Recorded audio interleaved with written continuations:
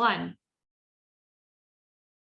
Hello, everyone, and welcome back to our You Flourish podcast. I am so excited today to be having a conversation with Andrew Christopher. And if any of you don't know Andrew, he is someone that I would absolutely encourage you to get to know. I've had the pleasure of bumping into him here and there throughout the community, and he's been attending our Breakfast of Bibles event. And so really, I just want to dive right in and say, Andrew, I'm so excited that you're here. And why don't you start by just telling us a little bit more about who you are? Well, first off, Kelsey, thanks for having me on here. Really looking forward to sharing my faith journey and how I flourish in faith. So thank you so much. Well, I grew up in a Christian home, had mom and dad at home. I have two younger sisters. So the oldest, I had to be the role model. Well, maybe I was, maybe I wasn't, but I'll let them be the judge of that. Big fun fact about me is I grew up in 5 different states. So Whoa. if you want to pull up a Please. share for this one, I was born in Minnesota. I lived there for about 2 years and then moved to Sioux Falls, South Dakota, where I started preschool. And then I lived there for about 2 years. And then we moved to the east side of Wisconsin, kind of over by the Lake Winnebago, Green Bay area. It was really beautiful out there. Grew up out there for about 5 years. And then we moved down to the Corn Belt, Cedar Rapids, Iowa, for a couple years. And then about 10 years ago, we moved to Fargo and been here ever since. Although I did go to MSUM for college, I studied communication studies with a training and development emphasis. And so I guess you could say I made the rounds since I moved to Moorhead. So made the rounds of the upper Midwest. Yeah, I graduated from Fargo Davies High School in 2018. Go Eagles. I did cross country and track and field in high school. Kind of got nudged into it since I was one of the front runners of the mile run in PE. So, Wow, that's awesome. yeah. And then, started working at Starion Bank as a universal banker during my time at MSUM. And then after I graduated, I moved on to a full-time banker position, and now I'm up to a universal banker 3. So what I do is I pretty much say I do everything: deposit accounts, loans, account maintenance, building relationships, etc. That's my favorite part about this role is building relationships. And everybody has a different story, everybody has a different situation, and that's what I really love about this role. And yeah, outside of work, I love to volunteer. I currently volunteer at Northview Church. I volunteer weekly with the youth ministry. I lead a small group of senior high school boys, and that's been a learning experience for me too, because I didn't know the Lord when I was their age. So it's really been cool to see, well, what does serving Jesus look like when you're in high school? And so there have been some amazing kids that are in that ministry, and a lot of them were sending off to college, and they'll go spread their faith to college. So it's been really amazing. My wife and I also serve on the prayer team at Northview Church. So we spend a lot of time, praying over the church, praying over others. It's been really, really cool, really amazing to see the Lord move amongst everybody.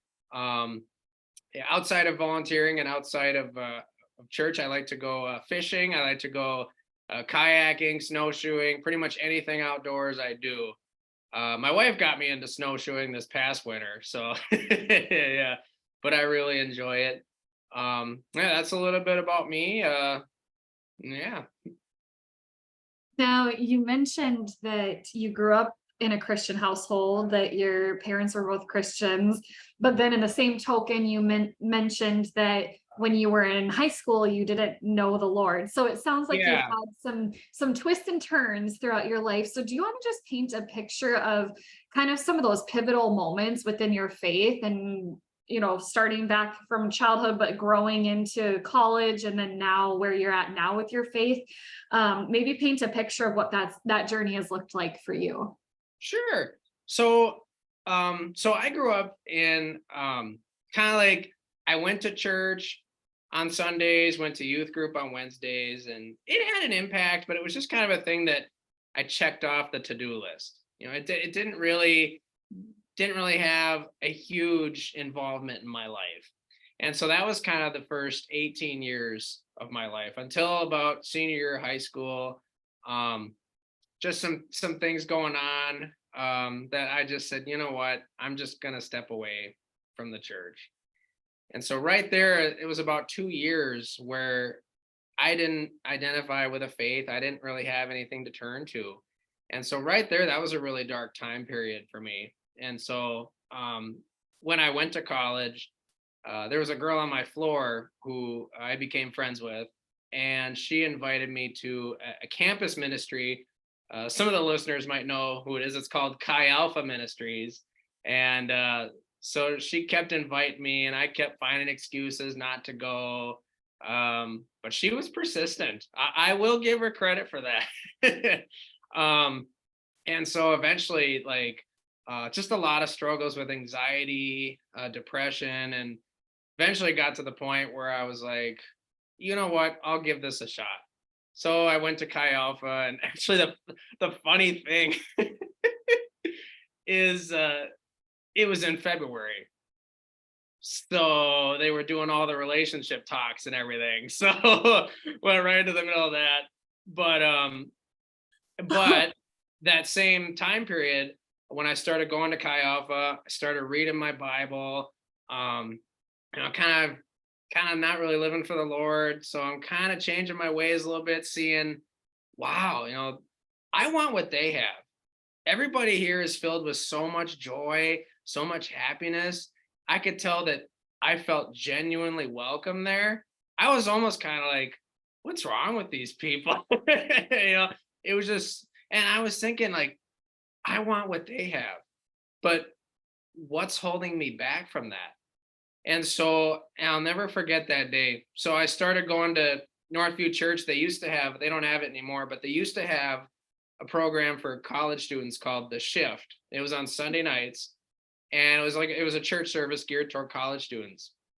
And so at the end of every service, they do a little prayer time with every head bowed, every eye closed. If you want to give your life to the Lord today, you want to make a decision to do that. If you could just stick a hand up, just so I know who to pray for.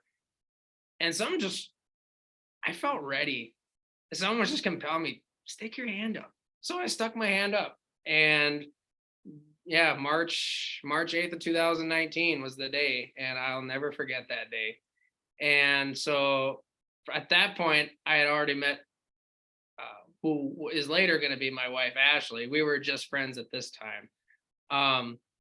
And she's really helped me out with kind of getting started in my faith journey too, because she knew the Lord already, but I didn't know the Lord. And I really admired her because she was really good at guarding her heart. And I knew that because the first time I asked her out, she said no. And so again, part of me was kind of like, I was upset, but at the same time, something in my mind was like, well, she's kind of right.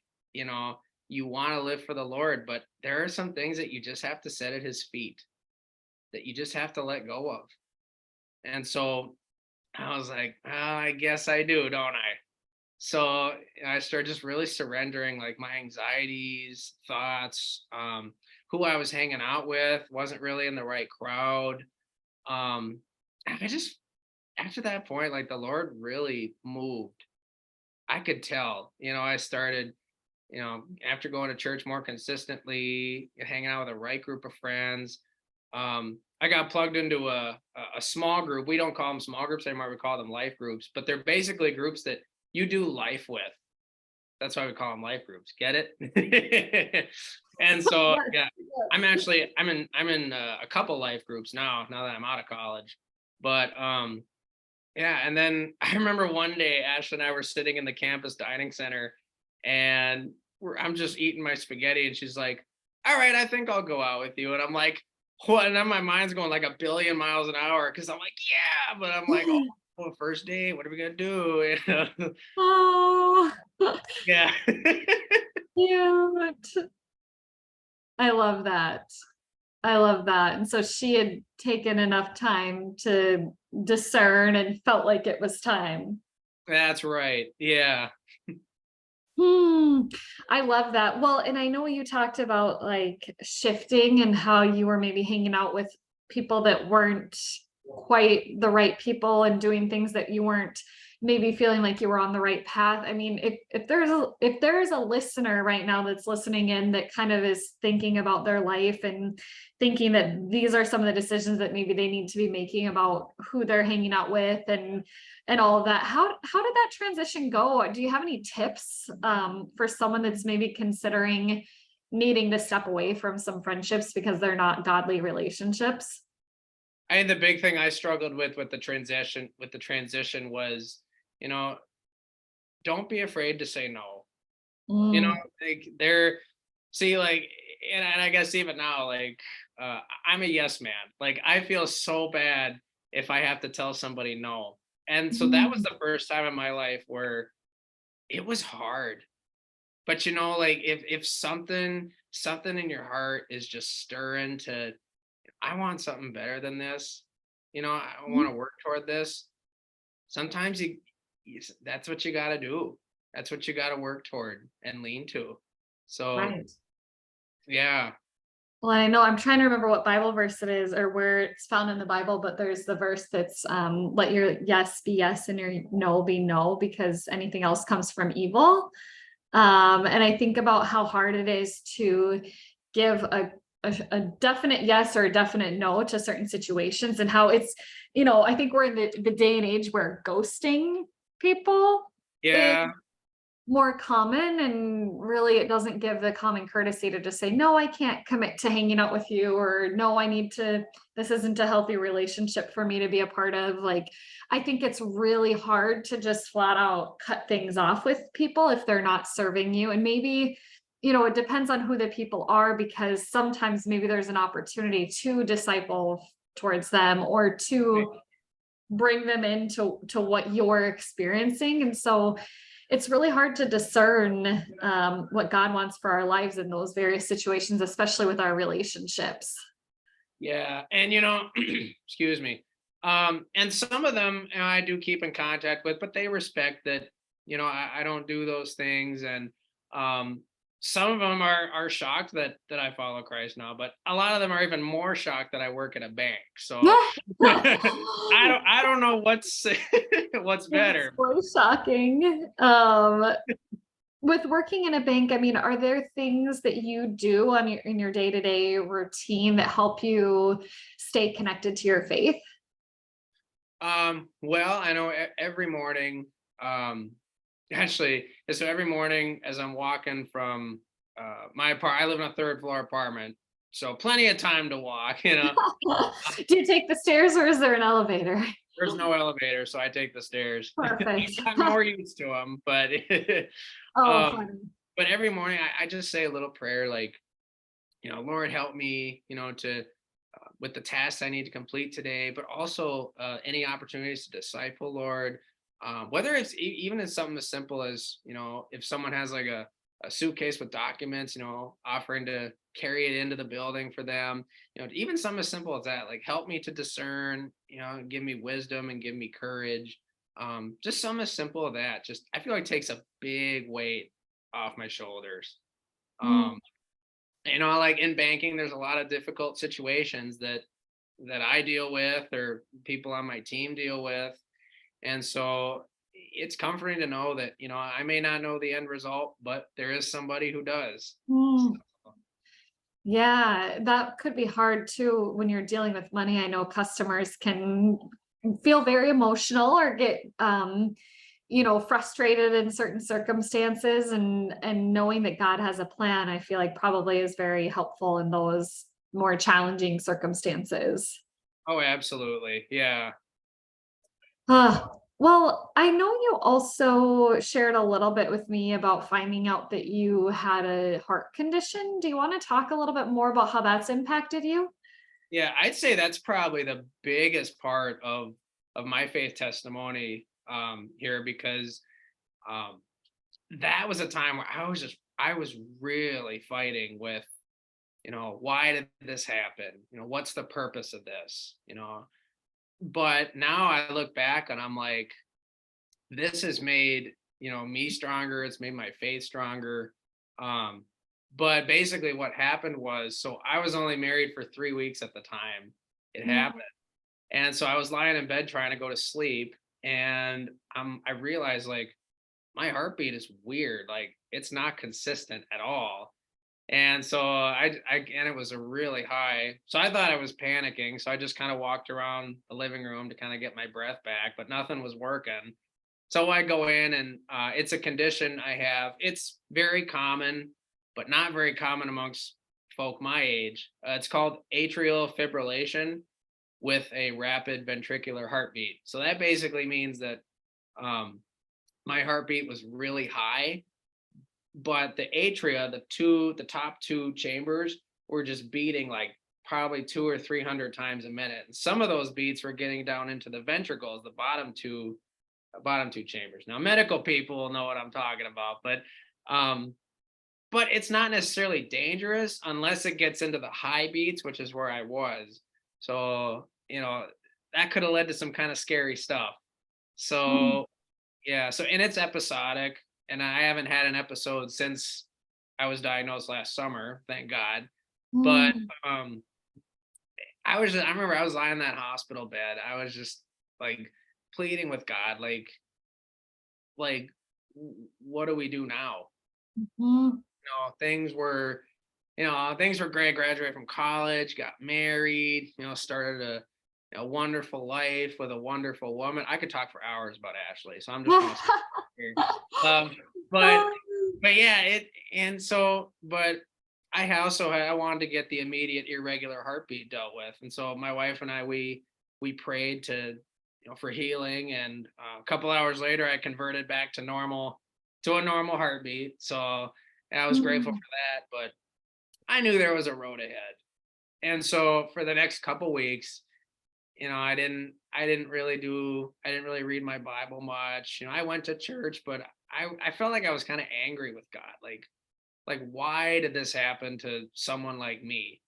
And so I was kind of thinking like, well, was I not praying enough? Did I have some stuff in my life going on? No, not really. Um, but I remember one night I was in my living room and I was reading my Bible, and um, I was something in my mind. I got a vision in my mind of I had a heart in my hand, and I was walking up to um, these big feet, and I just laid it down, and I mm, was like, and so it's like you gotta surrender this, and it's mm, like, I mean, yeah, I have my medicine, I had my diet restrictions and how much exercise I was supposed to get, but that can only do so much. It's like he's like, the Lord's like, you can't take this burden in your mind. Like you need to surrender it. And so at that moment I was like, all right, I'm just gonna lay this at your feet, Lord. mm, And so right there, I used to worry about like everywhere I go, I'd be like, all right, if I had an AFib episode here, what would I do? If I had if I was, 2 hours away from a hospital, what am I gonna do? And mm, so but now I rarely feel that way anymore. In fact, if anything, it's helped me to realize like, hey, you know what? Like you can't spend your whole life worrying about this. So especially like my wife and I, uh we've been to the North Shore the last couple weeks. Climbed to the top of Lookout Mountain at Cascade River State Park with mm. minimal issues, and that right there, I gave glory to God for that. It's been so incredible, and um, it's really helped me trust Him with. It's like, you know what, I got this ailment I'm dealing with, but I'm gonna trust you that you'll take care of me. Mm. Well, that's amazing. I was curious if it had any physical implications as far as how much exercise you could do, or what are those restrictions like? So basically, they said like cut back on like processed foods, fatty foods. I've been doing that, but they didn't put a limit on exercise. Now, I mean, I did cross country in high school, so I do like half marathons. But I don't do those anymore, but they said, yeah, no, like ultra marathons, marathons. Um, but if anything, I like to cycle, I like to kayak, canoe. I've been doing a lot more of that.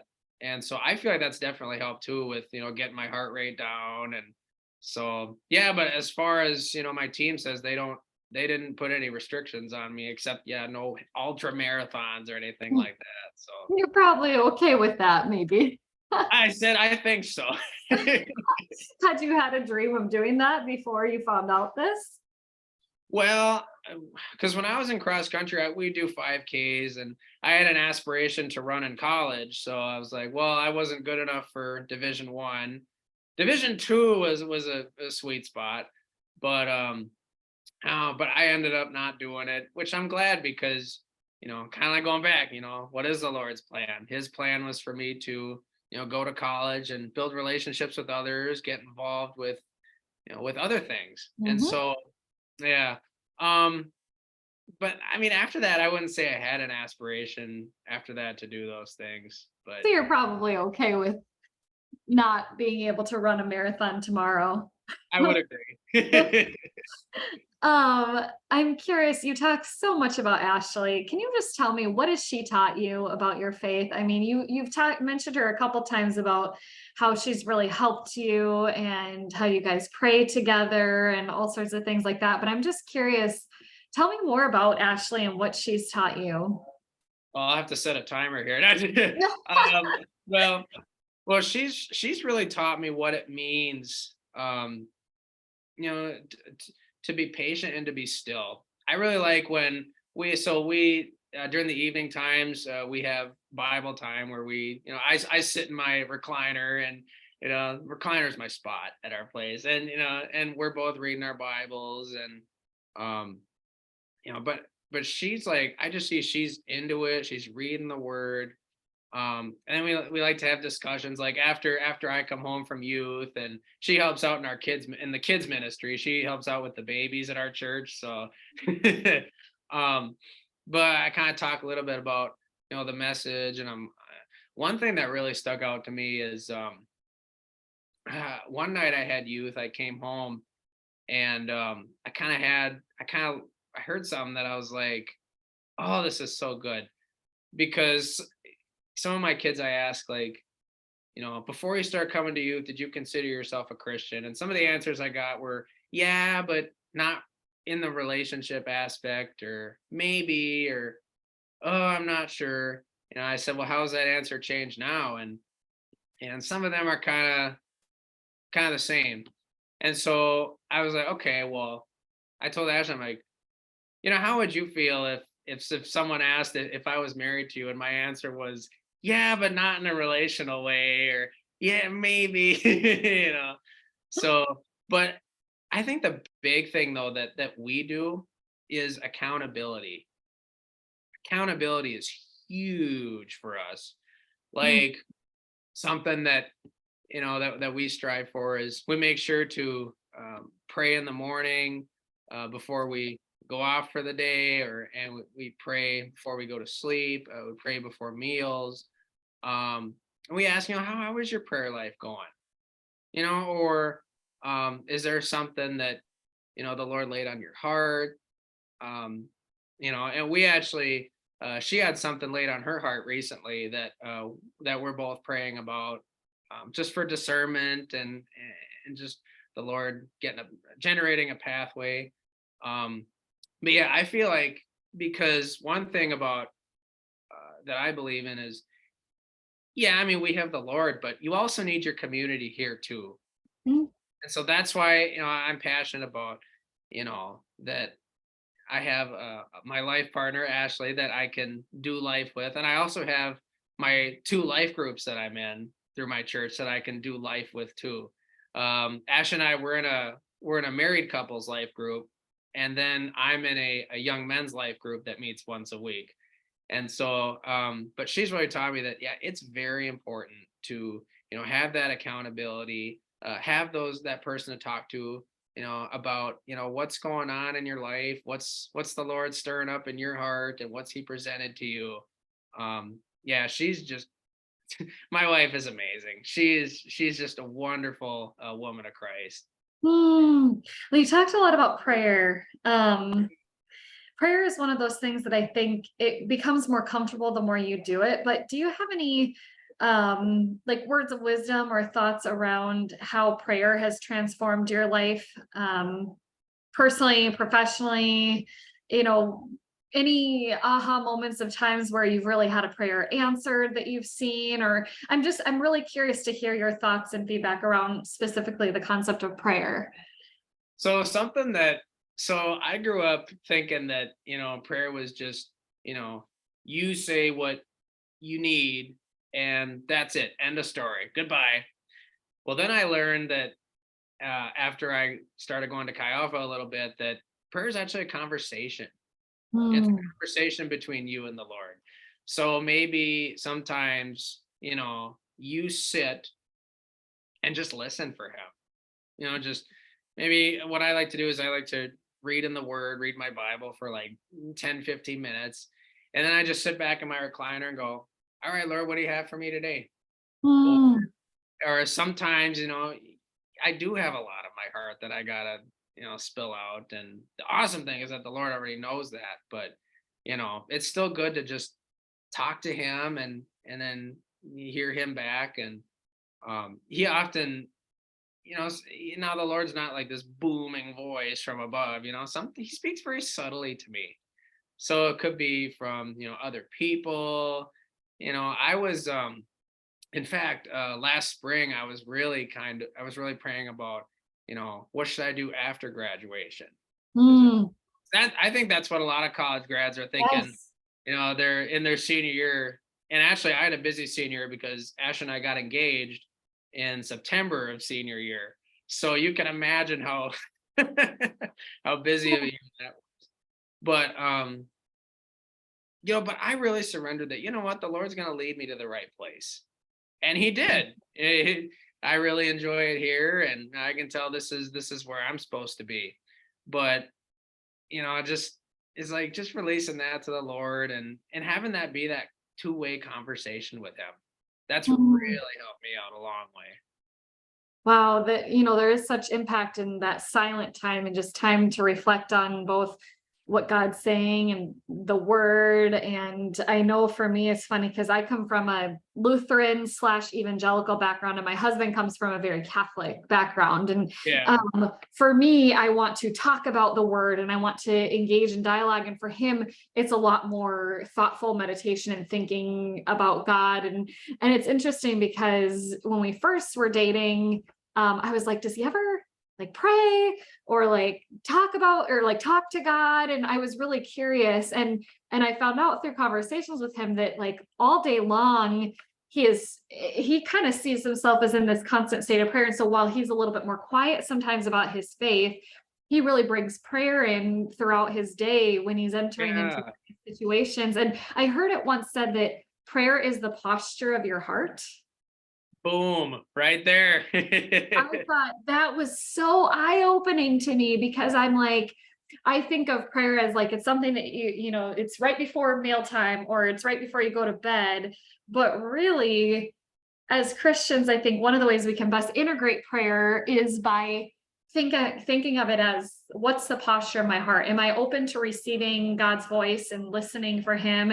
And don't you find that the more time you spend in prayer, the more prayers get answered? Like Oh, it's 100%. just 100%. this like complete it's so beautiful. I find it's what you focus on.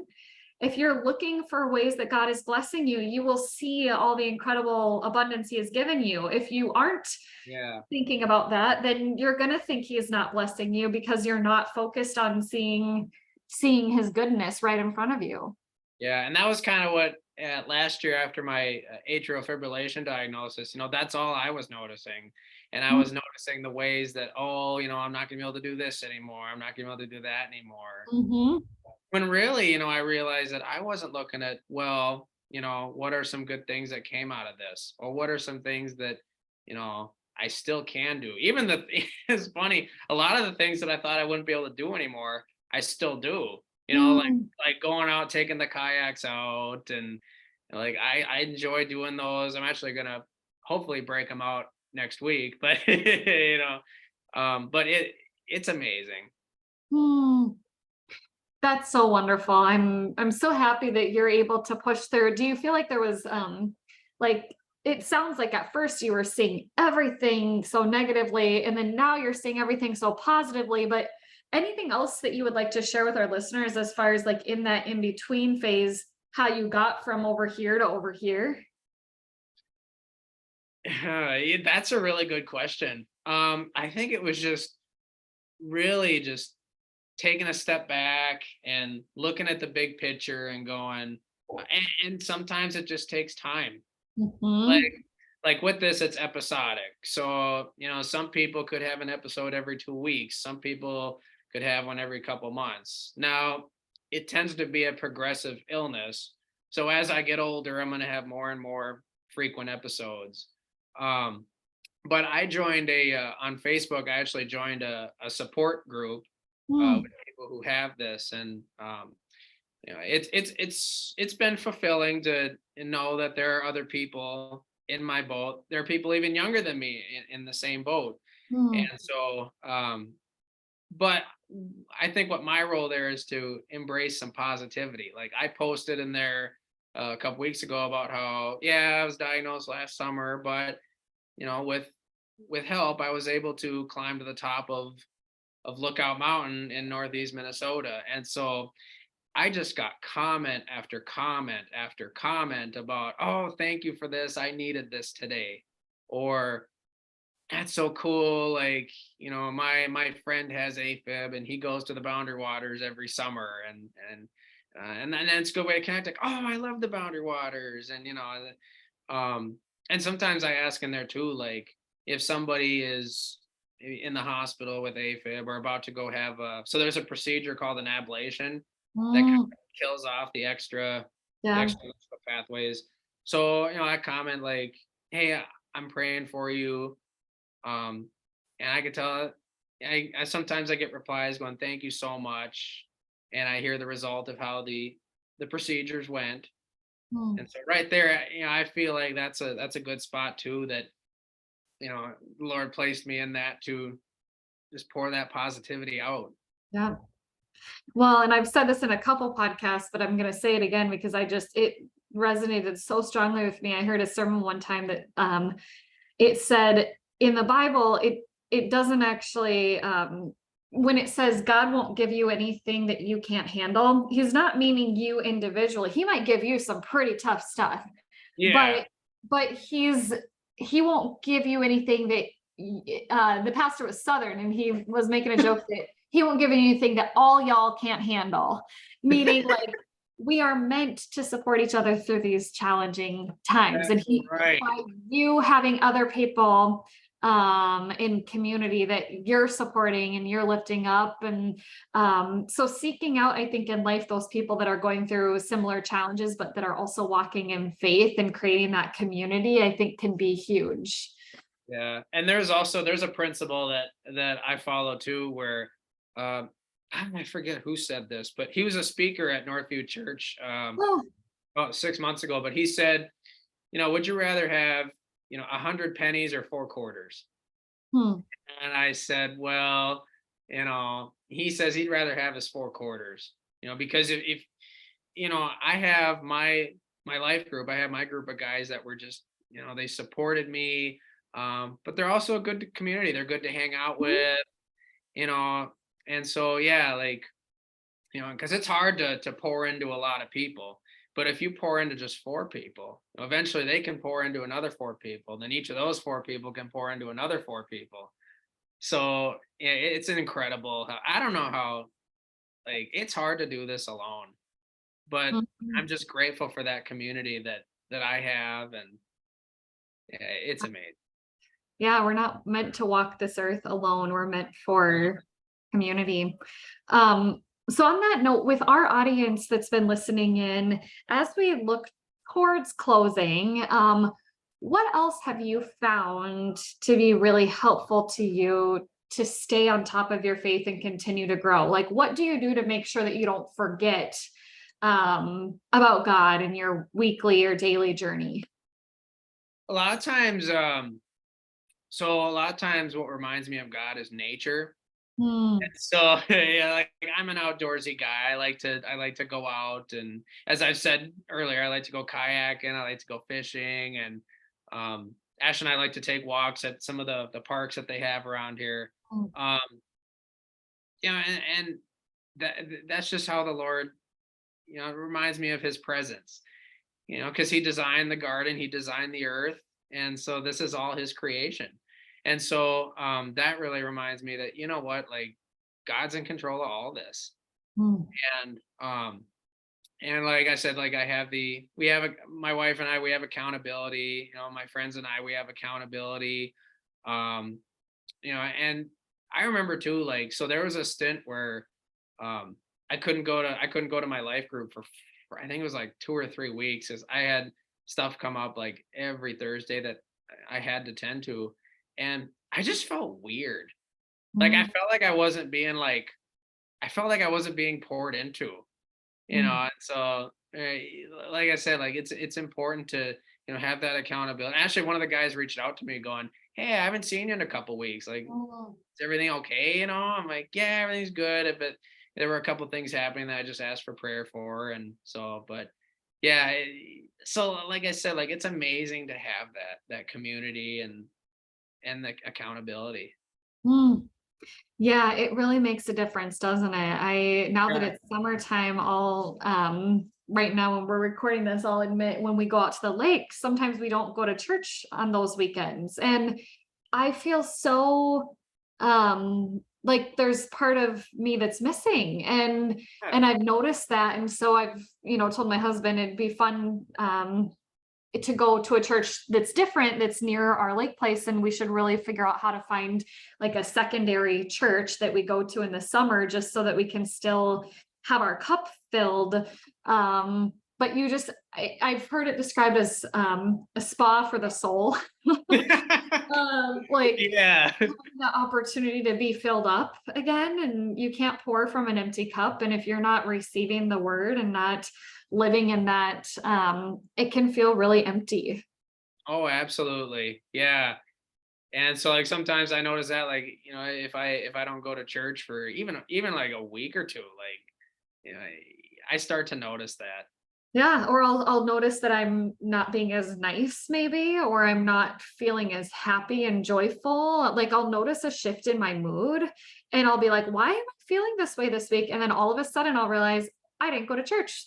That's totally why.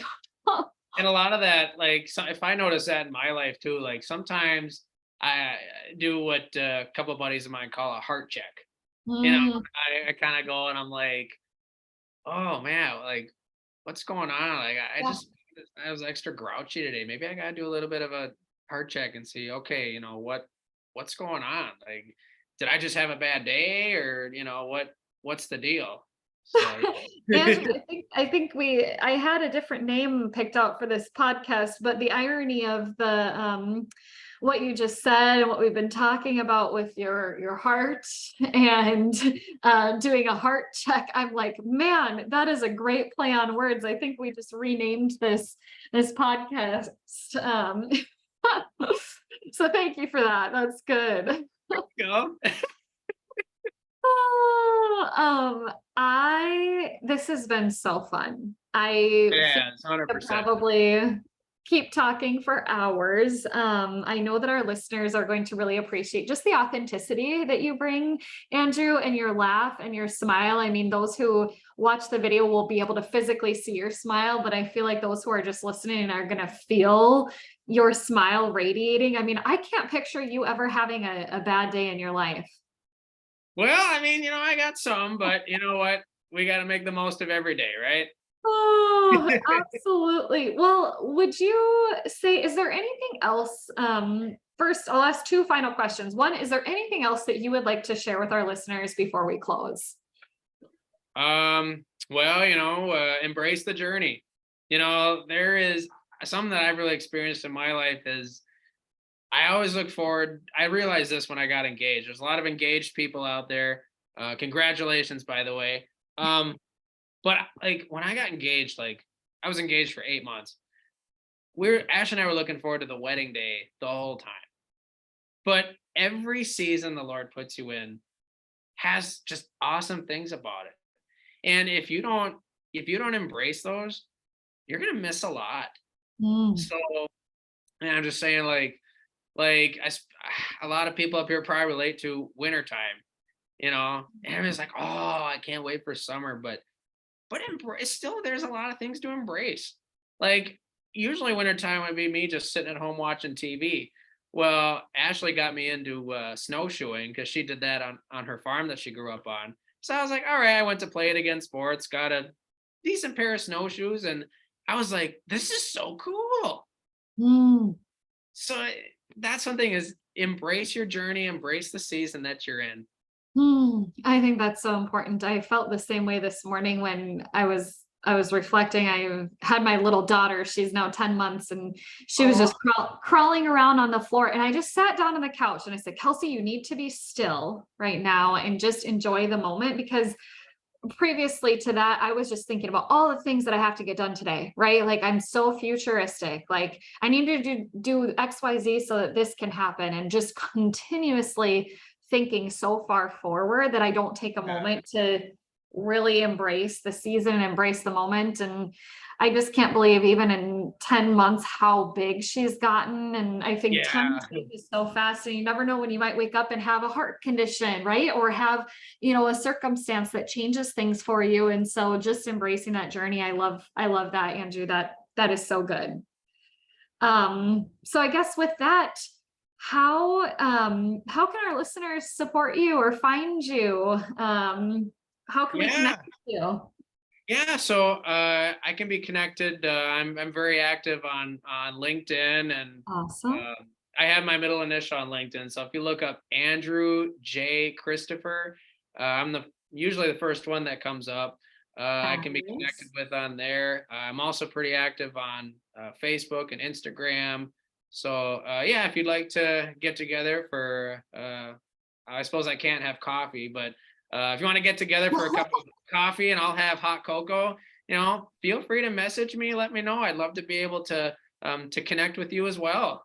Oh, fabulous, Andrew. Well, thank you. Thank you. Thank you again so much for this positive message today. So excited that our listeners get to hear your story. This has just been such a pleasure.